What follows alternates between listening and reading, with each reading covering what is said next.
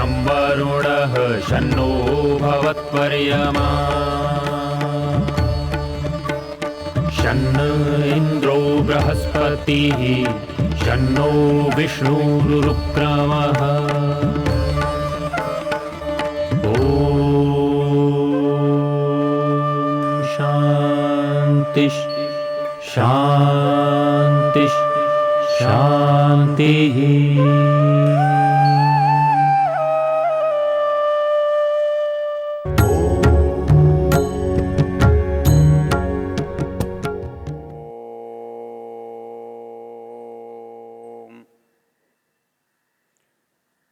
ये वेद चर्चा का सत्र है।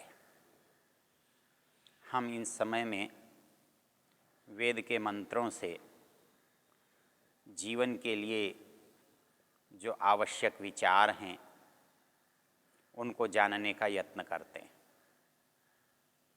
नियम यह है कि वेद ईश्वरीय ज्ञान है तो निश्चित समझना चाहिए कि ईश्वर की बनाई वस्तु सबके लिए होती है और वो गंभीर से गंभीर व्यक्ति के लिए भी होती है और सामान्य से सामान्य व्यक्ति के लिए भी होती है। कोई बहुत बड़ा कहलाता हो उसके लिए भी होती है, जो बहुत सामान्य है उसके लिए भी होती है। ईश्वरीय होना ये कसौटी है कि वो सबके लिए है। तो जब वो सबके लिए है तो कुछ न कुछ उसका सबसे संबंध होना चाहिए, सबकी ज़रूरत होनी चाहिए। इसलिए जब हम वेद की चर्चा करते हैं तो उस चर्चा में ये पता लगता है कि वेद का जो मार्गदर्शन है, वेद का जो ज्ञान है, वो सबके लिए किस तरह से उपयोगी है। आज हम ज्ञान सूक्त के चौथे मंत्र की चर्चा कर रहे हैं। इसका ऋषि जो है वो बृहस्पति है और इसका देवता ज्ञान है। और मंत्र है उतत्व पश्यन्न ददर्श वाचम उतत्व शृण्वन्न शृणोत्येनाम उतोत्वस्मै तन्वं विसस्रे जायेव पत्य उशती सुवासा। यहाँ पर ज्ञान के बारे में विशेषता बताई गई है। ऐसा है, ज्ञान पर किसी ने प्रतिबंध नहीं लगाया हुआ है, क्योंकि ईश्वरीय ज्ञान पर कोई प्रतिबंध लगाए तो ईश्वरीय ज्ञान का कोई अवरोधक कैसे हो सकता है। लेकिन मूल चीज़ क्या है कि मेरी जो कमी है, अल्पज्ञता है, अज्ञान है, उसके कारण से सब कुछ सामने खुली पुस्तक की तरह होने पर भी मेरी समझ में नहीं आता। वो किसी की समझ में आता है और किसी की समझ में नहीं आता।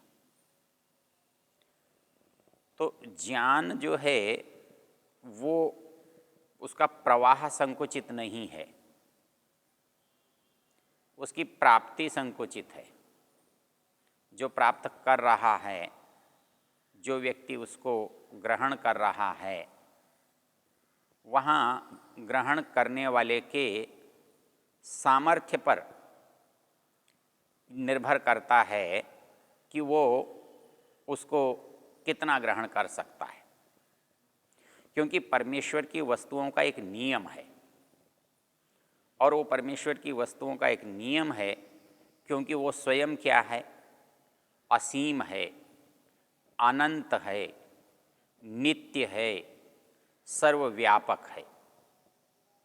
तो उसके द्वारा जो भी काम किया जाता है, जो भी बात कही जाती है, उसमें उसका गुण, उसका व्यक्तित्व, उसका स्वरूप अवश्य होना चाहिए। क्योंकि जो चीज़ जिससे बनती है, जिसके द्वारा बनती है, उसमें उसके गुण, कर्म, स्वभाव पाए जाते हैं। तो यहाँ जो ज्ञान है वो किसका है? परमेश्वर का है। तो परमेश्वर का ज्ञान कैसा होना चाहिए? तो कम से कम उसमें परमेश्वर के जो गुण हैं वो अवश्य उसमें पाए जाने चाहिए। अर्थात उसका प्रवाह कभी रुकने वाला नहीं होना चाहिए, किसी के लिए अनुपयोगी होने वाला नहीं होना चाहिए। उसका प्रवाह सतत प्रवाहमान होना चाहिए। जैसा परमेश्वर नित्य है वैसा ही उसका ज्ञान भी नित्य है। तो उसके अंदर उसको हम देख सकें ऐसा होना चाहिए।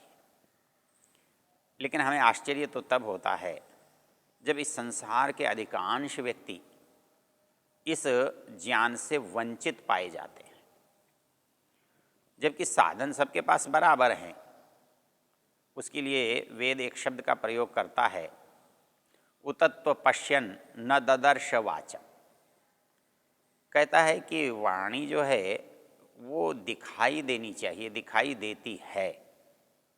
पश्यन वाचम न ददर्श, बड़ी विचित्र बात है।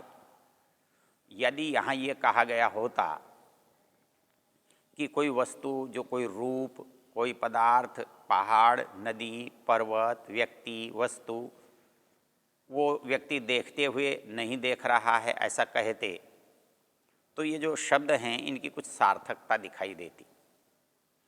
लेकिन वो कहता है कि वाचम पश्यन न ददर्श, अरे वाणी को देखता हुआ भी नहीं देखता है, और शृण्वन न एनाम शृणोति, वो सुनते हुए भी नहीं सुन रहा है। तो यहाँ एक मन में विचार पैदा होता है, परमेश्वर की वाणी कैसे देखी जा सकती है? तो परमेश्वर की वाणी कैसे देखी जा सकती है? तो परमेश्वर का जो संसार है ये उसका ज्ञान है। ये ज्ञान है, ये बोल रहा है, ये बता रहा है। हर वस्तु उसके बारे में कुछ कहती हुई दिखाई दे रही है। प्रश्न इतना सा है कि बोलती हुई वस्तु को क्या कोई सुन पा रहा है? जैसे हम चित्र के लिए कहते हैं बोलता हुआ चित्र है, तो ये बोलता हुआ जो चित्र है, मतलब चित्र तब ठीक होता है जब वो स्वयं बोलता हुआ दिखाई देता हो। तो संसार में परमेश्वर ने जो चीज़ बनाई, और वो कितनी अच्छी बनाई, कितनी सुंदर बनाई कि वो बोलती हुई दिखाई देती है। तो वो कहता है कि संसार की वस्तुओं में जो वाणी है, चाहे वेद की स्वतंत्र रूप से जो कही गई वाणी है, उसको तुम देखो। यहाँ देखना शब्द एक और तरह से भी बहुत उपयोगी है। देखने का अर्थ केवल आँख से देखना नहीं होता है, बल्कि देखने का अर्थ होता है किसी भी तरह से जानना। हम घर में रहते हुए विचार कर सकते हैं कि हम सब्जी में नमक देखते हैं। आप एक कल्पना करो कि यदि आँखों से देखने की बात हो तो दाल सब्जी का नमक आँखों से कैसे दिख सकता है? लेकिन हम प्रतिदिन के व्यवहार में ये प्रयोग अवश्य करते हैं कि देखो इसमें नमक कैसा है, लेकिन देखा जाता है चख कर। देखो बाहर शोर कैसा हो रहा है, लेकिन देखा जाता है सुनकर। देखो ये गंध कैसी है, लेकिन देखा जाता है सूंघ कर। तो वैसे ही स्पर्श में भी हम देखते हैं कि देखो ये कपड़ा कैसा है, मुलायम है, कठोर है, चमकीला है, कैसा है। ये चमकीला तो रूप से देखा जा सकता है, लेकिन नरम है या मोटा है या पतला है, ये तो आँखों से नहीं देखा जा सकता। इसको लिए तो हमें स्पर्श का प्रयोग करना पड़ता है। तो शब्द, रूप, रस, स्पर्श, गंध, इनमें एक जगह तो रूप में देखना शब्द बहुत सरल दिखाई देता है, स्वाभाविक दिखाई देता है, सार्थक दिखाई देता है। किंतु और जगह पर जब हम देखना शब्द प्रयोग करते हैं तो स्वभाव से तो करते हैं, व्यवहार में तो करते हैं, लेकिन जब विचार की बात आती है तो यूँ लगता है हम देख थोड़ी रहे हैं, शब्दों को थोड़ी देख सकते हैं। लेकिन मूल चीज़ है देखना, और जिसका मोटा अर्थ होता है जानना या प्रत्यक्ष करना। तो जिससे जो चीज़ प्रत्यक्ष हो रही है वो उससे देख रहा है। जो शब्द का कान से प्रत्यक्ष होता है तो कान से शब्द देखा जा रहा है, रूप का आँख से प्रत्यक्ष होता है तो आँख से रूप देखा जा रहा है। गंध का नासिका से प्रत्यक्ष होता है तो नासिका से गंध को देखा जा रहा है, स्पर्श का त्वचा से प्रत्यक्ष होता है तो त्वचा से स्पर्श को देखा जा रहा है। तो कोई भी चीज़ ऐसी नहीं है, चाहे वो स्वाद का प्रत्यक्ष आप रस से करते हैं तो देखा जा रहा है, तो कहते हो चख कर देखो कैसा है, तो चख कर देखो, तो देखना एक सहज सामान्य शब्द है और जो सभी इंद्रियों से घटित होता है। तो ऐसी स्थिति में इन सब तरीकों से जानना देखना ही होता है। तो चाहे वो हम कान से देखें या आँख से देखें। तो यहाँ पर जो बात कही जा रही है उसमें रोचक चीज़ क्या है? कहता है परमेश्वर के ज्ञान को आप किसी भी इंद्रिय से देखो, किसी भी इंद्रिय से पकड़ो, तो वो पकड़ में आना चाहिए, किंतु नहीं आ रहा है। तो हमारे अपने कारणों से, इंद्रियों की असमर्थता से, मन के न होने से, हाँ हमारी योग्यता के न होने से, तो बहुत सारे कारण होते हैं जिनके कारण से सामने पड़ी हुई वस्तु भी हमें दिखाई नहीं देती। तो ये कह रहा है कि उतत्व पश्यन्न ददर्श वाचम। अत्व मतलब कोई, अर्थात सबके साथ ऐसा नहीं है। परमेश्वर की बातों में जानने की, समझने की बात इतनी है कि उसकी ओर से किसी चीज़ पर भी प्रतिबंध नहीं है। न उसके पास जाने पर प्रतिबंध है, न उसके पाने पर प्रतिबंध है, न उसकी बात सुनने पर प्रतिबंध है, न उसे देखने पर प्रतिबंध है। मनुष्य में और उसमें जो सबसे बड़ा अंतर है वो यही है कि मनुष्य आपसे मिलना चाहेगा तो मिलेगा, और आप लाख मिलना चाहें और वो यदि कहे कि मैं नहीं मिलना चाहता तो आपको वो नहीं मिल सकता, आपको वो दिखाई नहीं दे सकता। लेकिन परमेश्वर के साथ ऐसा नहीं हो सकता। क्यों नहीं हो सकता? ऐसा इसलिए नहीं हो सकता कि मुझे कोई देखना चाहता है और मैं दिखना चाहता हूँ या नहीं दिखना चाहता हूँ।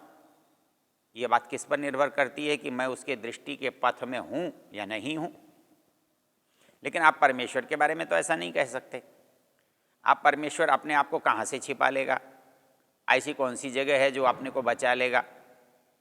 भाई एक राजा के दरबार में आपको जाना है तो एक प्रहरी आपको रोक देता है, कहता है आप नहीं जा सकते, आपको अनुमति लेनी होगी।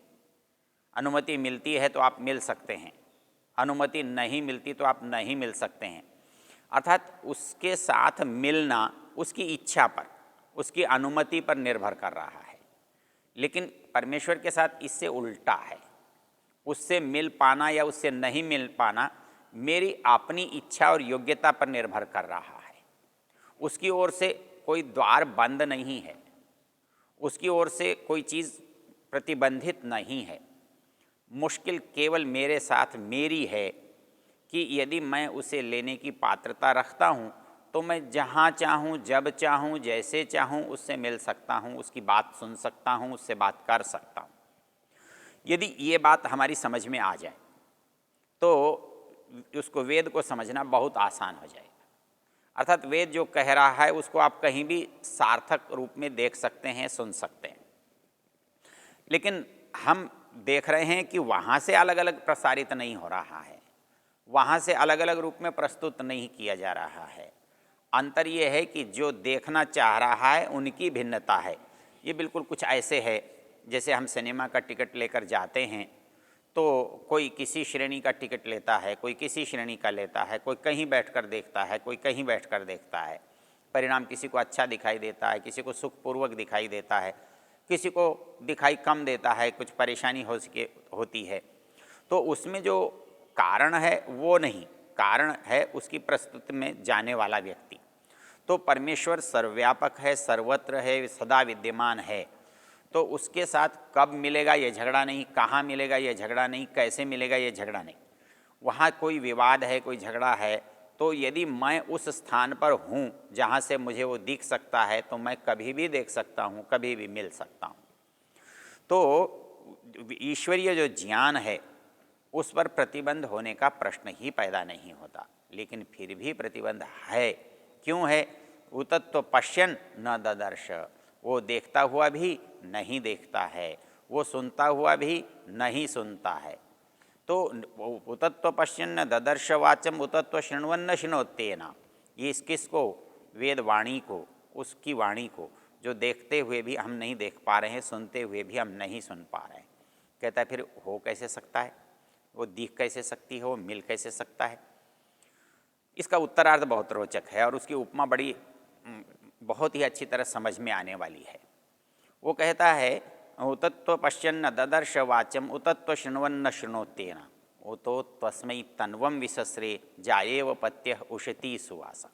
शायद हमारे सारे संबंधों में, हमारे मानवीय संबंधों में जहाँ तक विश्वसनीयता का जब प्रश्न आकर टिकता है, मतलब कौन किससे कितना खुला हुआ है, इसका क्या उत्तर हो सकता है? इसका एक ही उत्तर होता है कि किसकी किसके साथ कितनी विश्वसनीयता है, वो उसके साथ उतना ही खुला हुआ होता है। उसकी कौन सी बात किससे छिपी होती है तो उसकी विश्वसनीयता के स्तर पर ही होता है।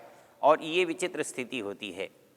अब कुछ बातें बेटे और बाप में छिपी हुई होती हैं, कुछ बातें भाई बहनों में छिपी हुई होती हैं, कुछ बातें मित्रों के साथ भी छिपी हुई हो सकती हैं, कुछ बातें राजा से छिपा कर रखी जा सकती हैं।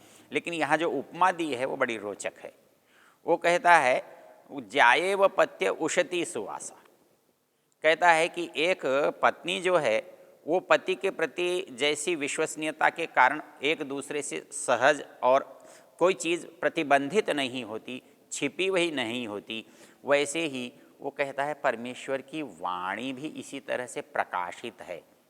मतलब उसके अंदर आपके अंदर जो सहजता होनी चाहिए, मतलब उसके अंदर जो सुख प्राप्ति की बात होनी चाहिए, वो इतनी ही सार्थक है। वो कहता है जितना आपके परिवार में आपके जो पत्नी है या जाया है उसके साथ जो संबंध है, उसके साथ जो संबंध है, कैसी जाया, उसका एक विशेषण दिया है सुवासा, जो सुंदर है, सुवासित है, भावनाओं से युक्त है, जो प्रेम से संबंधित है। ये किसकी विशेषता आ जाएगी? ये वेदवाणी की विशेषता होगी। ये जो वेदवाणी भी कैसी है? ये सुवासा है। अर्थात जो इसको पढ़ता है, जो इसको सुनता है, जो इसको स्वीकार करता है, उसका वैसे ही कल्याण होता है जैसे एक कल्याण चाहने वाली पत्नी अपने पति का कल्याण करती है, कल्याण चाहती है, कल्याण के लिए यत्नशील रहती है। तो यहाँ पर जो उपमा दी है, ये उपमा बड़ी अद्भुत है और बड़ी सार्थक है और बड़ी सहज है। अर्थात वाणी का स्वरूप हमारे लिए उतना ही विश्वसनीय स्तर पर प्राप्त हो सकता है जितने विश्वसनीय स्तर पर हम अपने परिवार में अपनी पत्नी के साथ, अपने निकट के साथ रह सकते हैं। तो यहाँ ये जो मंत्र की विशेषता है, इसकी जो उपमा दी गई है, ये उपमा वेदवाणी के साथ जब आप जोड़कर देखेंगे तो आपको लगेगा कि दुनिया में जैसे कोई सबसे ज़्यादा हमारा भला चाहता है, हमारा कल्याण चाहता है, हमारा सुख चाहता है, हमारी प्रसन्नता चाहता है, तो परिवार में हम एक दूसरे के प्रति इस तरह से चाहते हैं और एक दूसरे को देखते हैं। तो इस मंत्र से हमें वेदवाणी के इस महत्व का पता लगता है। ओ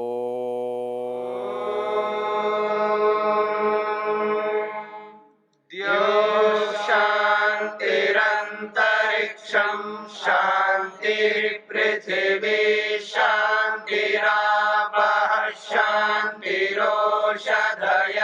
शान्तिः वनस्पतयः शान्तिर्विश्वे देवाः शान्तिर्ब्रह्म शान्तिः सर्वं शान्ति शान्तिरेव शान्ति क्षमा शान्तिरेधि। ॐ शान्ति शान्ति शान्ति।